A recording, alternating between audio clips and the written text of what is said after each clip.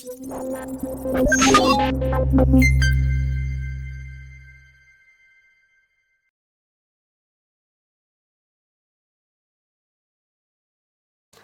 you have a knack for terms, I identity do. intelligence.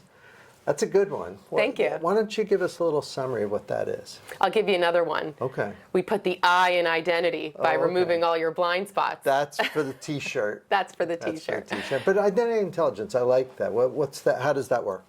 So a major challenge that companies have now is really understanding what do they have. Having a clear inventory of the identities, the accounts, the systems they have access to, and being able to pinpoint the risk amongst all that clutter.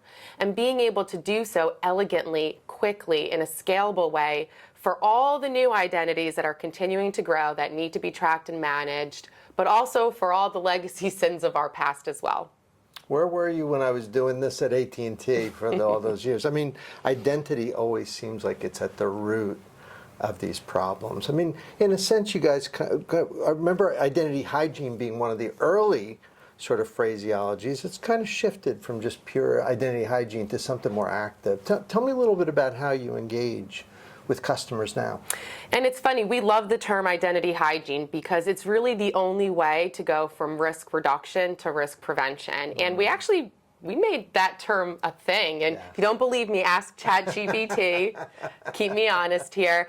But what we learned over the last year or so is identity hygiene is the outcome, right? That's the value you get by really having the right intelligence about identities, being able to tell your CISO, tell your auditors, I know everything that I have.